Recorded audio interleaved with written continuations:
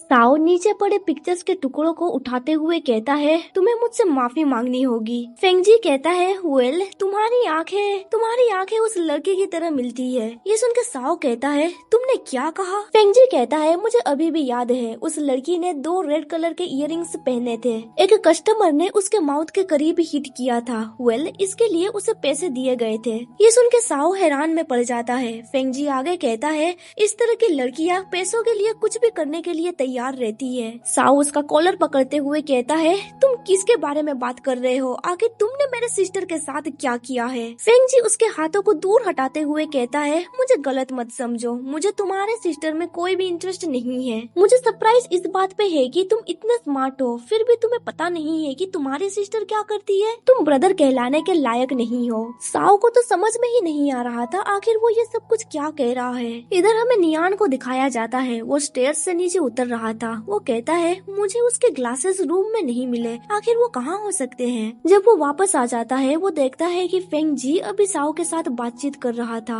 नियान कहता है, ब्रदर आप यहाँ पे? तभी साओ वहाँ से भाग जाता है। नियान कहता है, प्रेसिडेंट आप कहाँ जा रहे हैं? नियान भी उसके पीछे जाने ही वाला था, पर तभी उसका ब्रदर उसे रोक लेता है और उससे कहता है, तुम कहाँ जा रहे हो? चलो अभी हमें घर चलना है। इधर हमें साओ को दिखाया जाता है जो अभी भी भाग रहा था। वो सोचने लगता है, इम्पॉसिबल, वो ये काम नहीं करती होगी। कुछ देर पहले फेंगजी ने उसे एक एड्रेस दिया था जहाँ पे उसकी सिस्टर काम करती है। अभी साओ उसी जगह की ओर भाग रहा था। कुछ देर के बाद हमें दिखाया जाता है कि साओ उस स्ट्रीट पे पहुँच चुका था। वो दूर में एक लड़की को देखती है जो एक लड़के के साथ था। उसने अभी चश्मा नहीं पहना था, इसीलिए उसे दूर की चीजें ब्लर दिखाई दे रही थी। वो सोच रहा होता है, ये जरूर कोई और होगी। चिंग उस लड़के से पैसे ले रही थी। तभी साओ उसके पास आ जाता है और कहता है, सिस्टर। साओ को देख के चिंग बहुत ही ज्यादा हैरान में पड़ जाती है और कहती है, साओ तुम यहाँ पे? इसके बाद हमें दिखाया जाता है कि रात को साओ अपने कमरे में अकेला बैठा हुआ था। तभी वहाँ पे उसकी बहन आती है। चिंग कहती है, क्या तुम ठीक हो? साओ कहता है, ये सब कुछ क्यों हो रहा है? मुझे इन सब चीजों के बारे में कुछ भी पता नहीं था।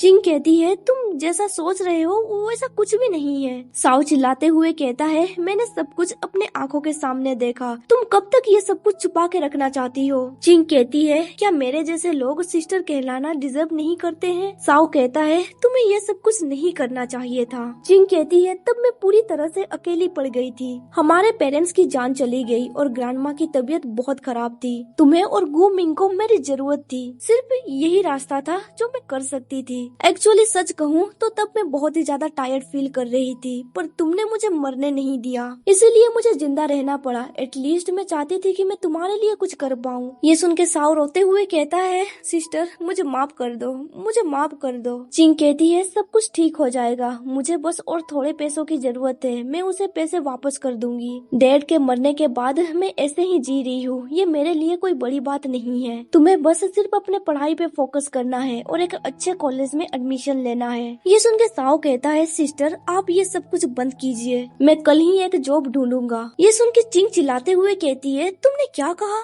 मैंने तुम्हारे लिए ये सब कुछ किया ताकि तुम एक अच्छी जिंदगी जी सको। साओ कहता है, मैं कोई भी यूनिवर्सिटी नहीं जाना चाहता हूँ, आप बस अपना प्लान मेरे ऊपर थोप रहे हैं। अब मैं एक बच्चा नहीं रहा, मैं खुद को प्रोटेक्ट कर सकता हूँ, मेरे लिए आपको सैक्रिफाइस करने की जरूरत नहीं है। ये सुन के चिंग उसे जोर का चाटा मारती है और चिल्लाते हुए कहती है, अगर तुमने जॉब के लिए अप्लाई किया तो याद रखना मैं तुम्हें कभी भी माफ नहीं करूंगी। इसके बाद हमें स्कूल का सीन दिखाया जाता है। अभी you Sen teacher office room जा रहा था। उसे देख के जू यांग कहता है, तुम्हारे फेस को क्या हुआ? यूसेन स्माइल करते हुए कहता है, मैंने उन्हें रेजिग्नेशन लेटर दिया, जिसकी वजह से वो बहुत ही ज्यादा गुस्से में आ गए। ये सुन के जू यांग कहता है, क्या तुम क्विट कर रहे हो? यूसेन कहता है, अगर उसने मुझे फोर्स नहीं किया होता तो आज मैं टीचर नहीं होता। ये सुन के जू यांग सोचने लगता है, मैंने टीचर बनने के लिए इतनी मेहनत की, पर ये अमीर लोग। तभी वहाँ पे साओ आ जाता है। जू यांग पूछता है, क्या तुम्हें कुछ चाहिए? यूसेन देखता है कि साओ आज बहुत ही ज्यादा एग्जॉस्टेड लग रहा था, इसीलिए वो साओ के कंधे में हाथ रखते हुए कहता है, अगर तुम्हें कोई प्रॉब्लम है तो फिर तुम मुझसे बात कर सकते हो। जिस पे जू यांग कहता है, पर वो मेरा स्टूडेंट है, मैं उससे बात करता हूँ। तभी साओ कहता है, मैं स्कूल क्विट करना चाहता हूँ। ये सुन के जू यांग हैरान हो जाता है और कहता है, तुम ये क्या कह रहे हो? फिर वो चिल्लाते हुए कहता है, तुम्हारे ग्रेड्स को देख के मैं ये बता सकता हूँ कि तुम एक अच्छे यूनिवर्सिटी पे जा सकते हो। तुम ऐसे समय में क्विट कैसे कर सकते हो? तुम सडनली ये डिसीजन क्यों ले रहे हो? हो? क्या तुम अपने करियर को बर्बाद करना चाहते हो? ये सब कुछ बाहर से नियान भी सुन रहा था। वो भी परेशान हो जाता है और सोचने लगता है आखिर ये सब कुछ क्या चल रहा है।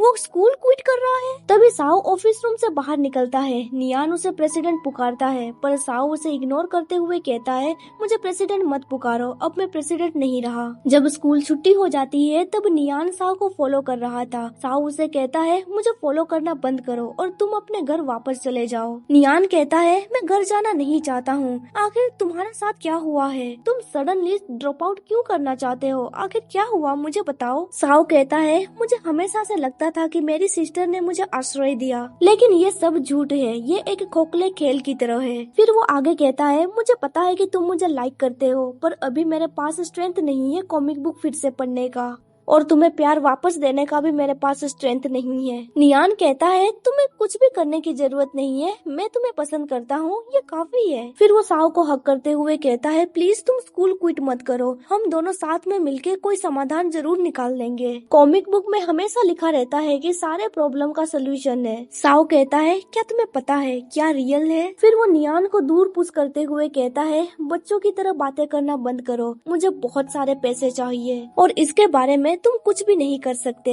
नियान कहता है नहीं, सब कुछ ठीक हो जाएगा। तभी साओ के सर में फिर से दर्द होने लगता है। देन वो सोचने लगता है फेंग जी सही कह रहा था, मुझे ये नहीं सोचना चाहिए था कि हम दोनों हैप्पीली जिंदगी गुजार सकेंगे। इसीलिए वो नियान से कहता है तुम घर वापस चले जाओ, तुम अपने ब्रदर के साथ रहो। ये कह के वो वापस जाने लगता है, पर नियान फिर भी उसे फॉलो करता है, जिसकी वजह से साओ गुस्से से कहता है मैंने कहा ना मुझे फॉलो मत करो। ये सुन के नियान बहुत ही ज्यादा सैड हो जाता है। साओ इरिटेट होके कहता है मुझे इस तरह से दोबारा मत देखो, तुमसे मैं तंग आ चुका हूँ। नियान कहता है क्या तुम मुझसे तंग आ चुके हो? साओ कहता है हाँ, मैं तुम्हें हेट करता हूँ। नियान कहता है अगर तुम मुझे लाइक नहीं करते थे तो तुमने मुझे किस क्यों किया? साओ कहता है ये तो बस ऐसे ही हो गया, तुम इसके बारे में इतना केयर क्यों कर रहे हो? नियान चिल्लाते हुए कहता है क्या तुमने कभी भी मुझे लाइक नहीं किया? तभी साओ को सब कुछ धुंधला धुंधला नजर आने लगता है और उसके मुंह से निकल जाता है कि नहीं। उसकी आंखों की रोशनी धीरे धीरे कम होने लगती है। वो सोचने लगता है फेंग जी ने कहा था कि वो कुछ भी नहीं कर सकता।